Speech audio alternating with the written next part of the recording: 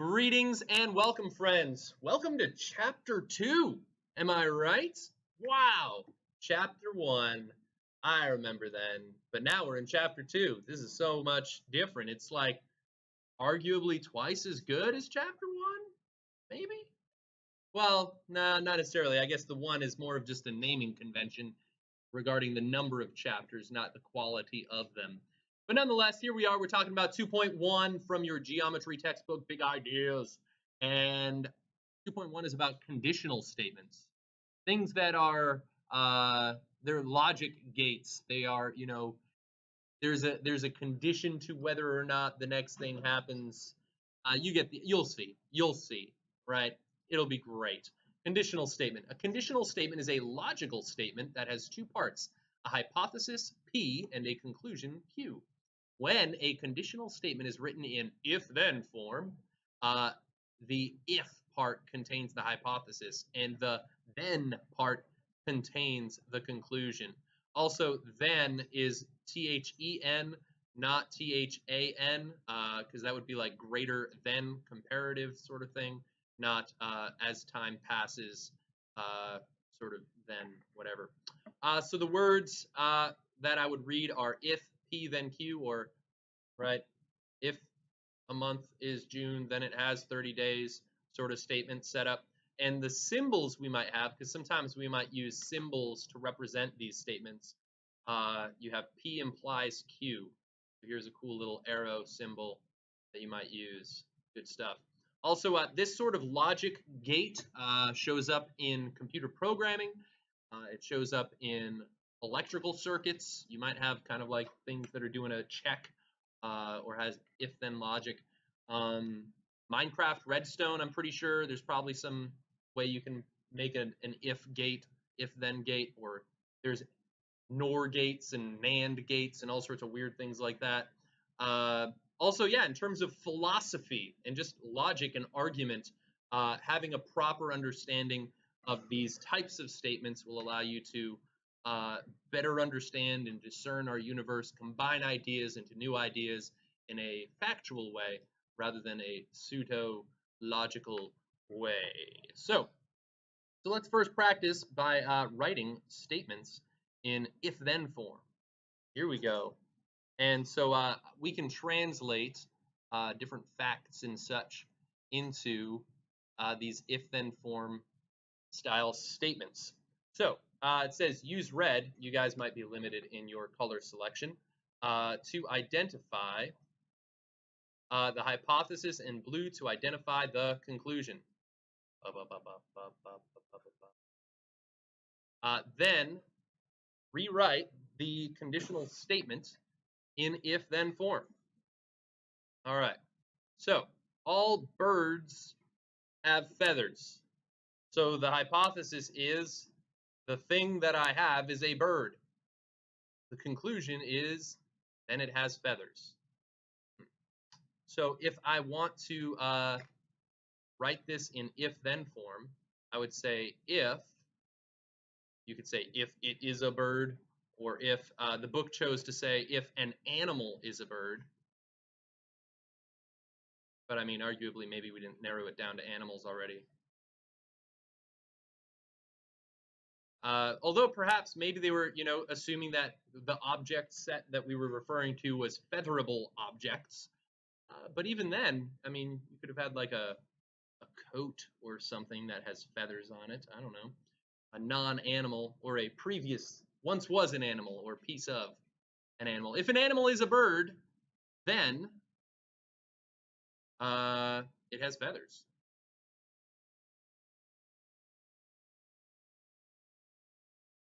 Okay. So here's a statement that I've now transitioned into a conditional statement. Now, this isn't necessarily true the other way around, right? If it has feathers, then it is a bird. But whatever. Either way, all birds have feathers. Good news, everyone. If an animal is a bird, that's our hypothesis, and our conclusion is feathers.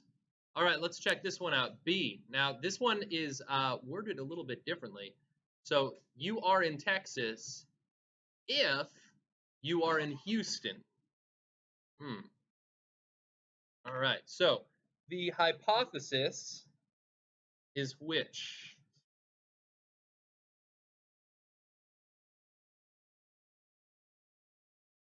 This one's actually written backwards. So the hypothesis is you're existing in Houston, and the conclusion is you're residing within the state of Texas. I don't know. So let's see. If, so when we write this proper, if you are in Houston, then you are in Texas. Texas. All right, so, and then you can see the hypothesis and conclusion a little bit more obvious. Does that statement seem true? Seems true. Seems true to me. Oh, yeah, that would be interesting. Yeah, alternative Houstons. Yeah, good point. Yeah. Let's see. How about let's just practice these.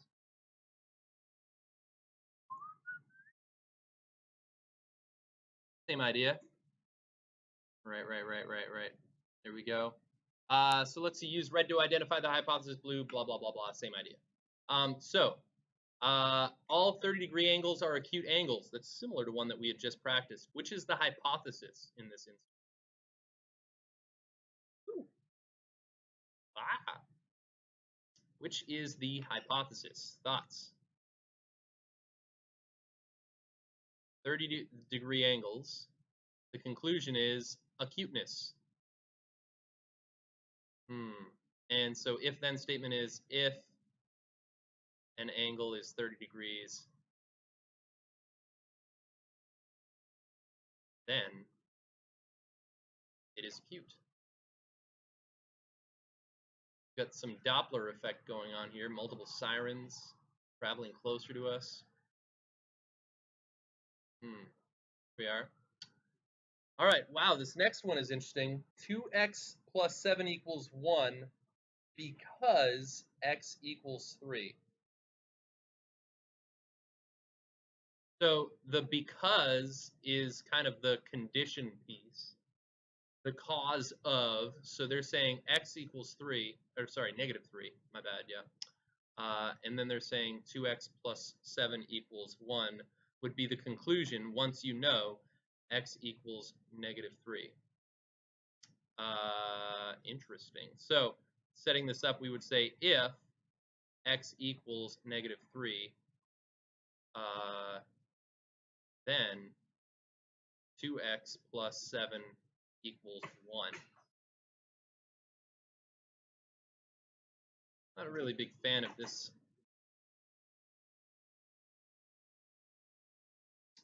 We will talk about what's called biconditional statements in a moment. Let's see, could we do it?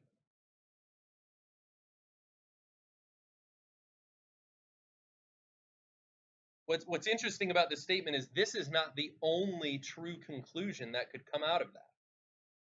Right? Like there are lots of equations that have x equals negative 3 as a solution. But it actually didn't affect whether or not this statement was true. And in terms of what you did say, if I did write it in the other order, if 2x plus 7 equals 1, then x equals negative 3 is also a true statement. So this one will be true either way I write it, although it's not actually saying the same thing. Okay, so that's interesting thought. Let's see. Let's talk about not statement, kind of negating a statement. Negation.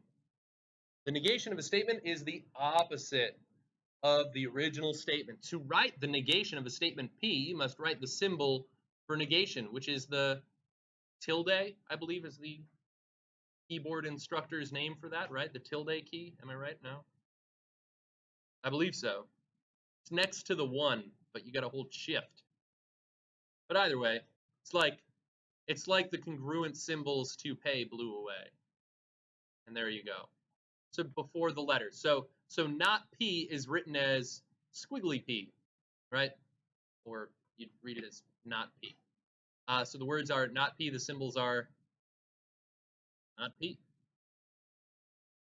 And so we can use that in our conditional statements.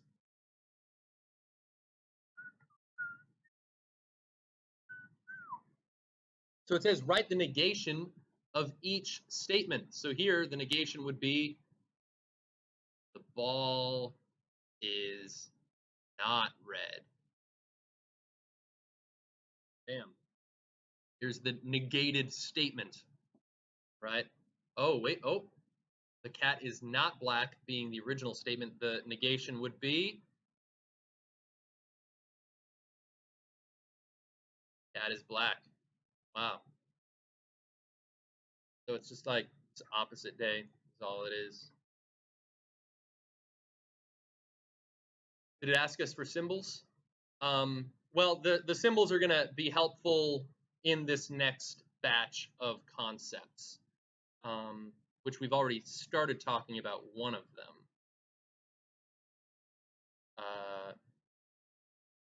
Yeah, here we go. So yeah, just so that we can understand the logic. So here we go.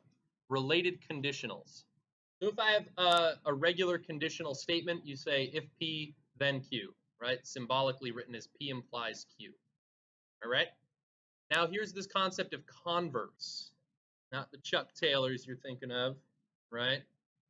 But the converse is what I think I referred to as, did I say opposite? Or I might have said reverse earlier, okay? So to write the converse of a conditional statement, exchange the hypothesis and the conclusion. So the converse of a statement is if Q, then P. And we've already identified moments in which a converse of a statement was true, whereas the original conditional statement was false. That can also, they both could be false. They both, right? Or, you know, the first one could be true, the second one false, sort of thing like that. Yeah, symbolically, that's what they did to represent it there. So we're going to deal with converses. And here, I know it's a decent amount of vocabulary here. A little bit crazy here. And then we have two more types of modified statements. Whoa. Also have inverses. Let's see, did I line them up? Pretty good. I'm calling it. I think that's pretty good for lining it up. Yeah. So we have converse is when you swap, right? We swapped the P and the Q.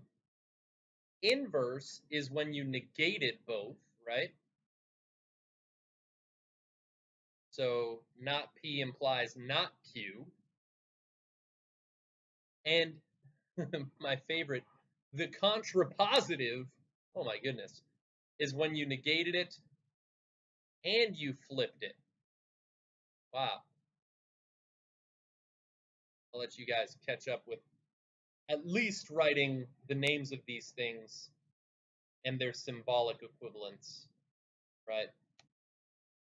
So here we go. Logic is already getting interesting. Bless you. So yeah, so converse, you flip them. Inverse, you negate them. Contrapositive, you do both. Contrapositive kind of reminds me of opposite reciprocals back from the days of slopes. I don't know. Maybe you guys think slopes, opposite reciprocals when we were talking about perpendicular lines in the days of algebra 1-dom? Maybe so. All right. Actually, these colors make me think of ketchup and mustard, like especially the little squiggle of ketchup. Yummy. I like it. Let's see, and then here's some additional stuff. Conditional statement and its contrapositive are either both true or both false. What? Guys, this is like crazy sauce. Let's see, how close can I How well can I box this here? This is interesting. Similarly, the converse and inverse of a conditional statement are both true or both false. Wow. And so in terms of logically expanding what a statement says, you can actually rearrange it and get a second way of phrasing it that you also can determine is true.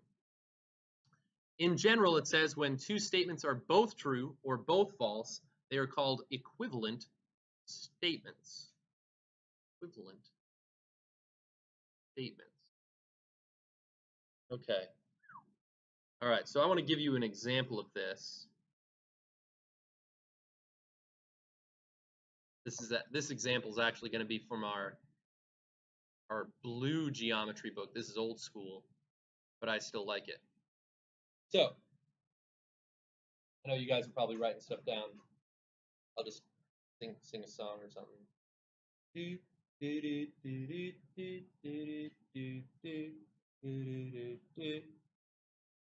Anyways, so here's the original statement from my example.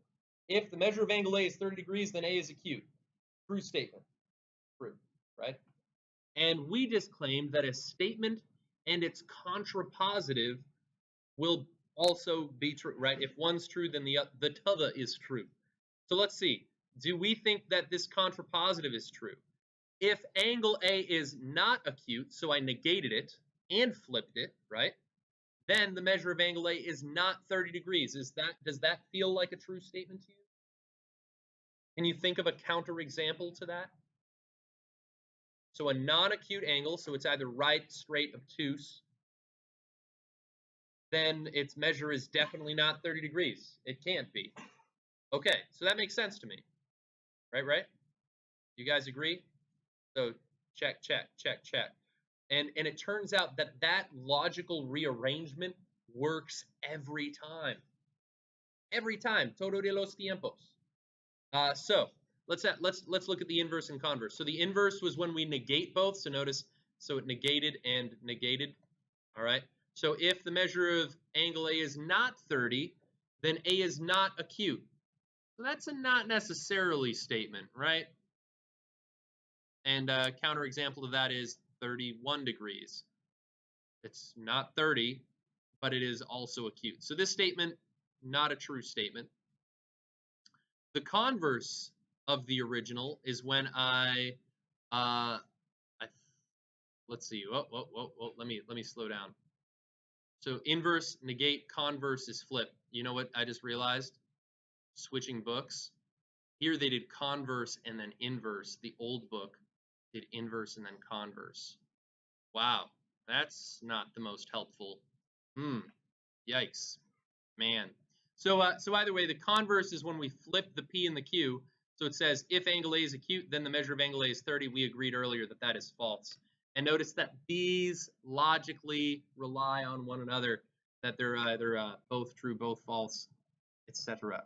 Here we go. Let's have you guys try this example. How are we doing for time? Yikes, man. Time. So far, it's been pretty much true that if Mr. Waddy teaches a lesson, then we don't have time for Class Quest. Man, disappointed.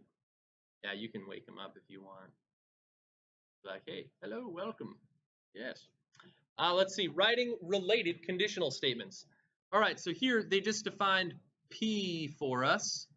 Right, so here's the P. You are a guitar player. Guys, just pretend. Let's just, for a moment, let's just dream. You know, let's do that. You're a guitar player. And let Q be, then you are a musician. All right? Write each statement in words and decide whether or not it's true or false. So I'm going to just write if. I'm going to simplify this. I just wrote guitar wrong. Gut, man. Guitar, then music. Is that a true statement? If you're a guitar player, then you're a musician? Yeah, yeah, that sounds good to me, right? Let's see. The converse is when I flop them. If you're a musician, then you're a guitar player. I mean, with all of the efforts of Guitar Hero and Rock Band, I don't think we can conclude that all musicians are guitar players, right? You could just be a musician that plays a different instrument altogether. So let's see. So we determined that this one was true. We determined that this one was false. And let's see. Let's write the inverse of the original statement. Fortunately, they've got these little hints here for us. I love it. Thanks for the hints, book. Oh, good old Libro. So let's see. If you're not a guitar player, no tocar la guitarra, then you are not a musician. You think that's false? All right, I'm getting some consensus there. We already agreed that converses and inverses are always in agreement with each other. So if not guitar, then not music. What's your counterexample? Yeah, you could play a different instrument, right? You could play the cello, and you're not playing the guitar. Although really, I don't know, cello, not a guitar. We're not. I don't know. Let's say harmonica, right? You're not playing guitar when you play harmonica, but we'll call harmonicians musicians. We'll call them that. We'll give it to them. We'll give it to them. Let's see. Contrapositive is when you flip it and negate it. So if, let's see, not music, you're not a musician, then not a guitarist. Thoughts? True? I got a thumbs up. And notice that these are logically linked to each other. Okay, so let's just do a test of that. Earlier we had the statement, if a month is June, then it has 30 days. The contrapositive is, if a month does not have 30 days, then it is not June. Does that feel true? A month does not have 30 days, then it is not June. Yeah, it works out. I know, it's kind of like I'd rather have written it down and really be tracking that, but let's see. Negation of statements. Oh, I still got to get biconditional statements. Man, craziness. Yep.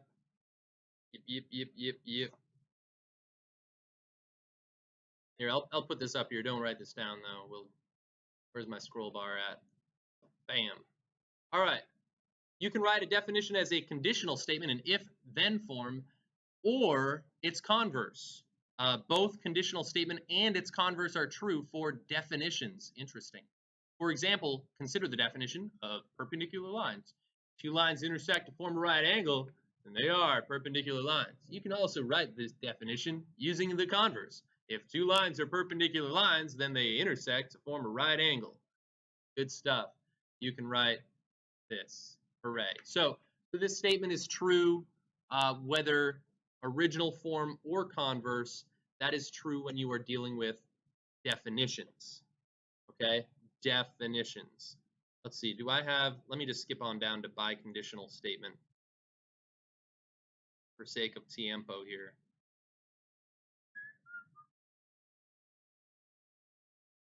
There we go, biconditional statement. When a statement and its converse are both true, you can write them as a single biconditional statement. A statement that contains the phrase if and only if. And this is a statement that is true bidirectionally. Notice, right, the arrows are P implies Q as well as Q implies P. It's just true. It's just like the most true, okay? So P if and only if Q. All right, and any definition can be written as a biconditional statement.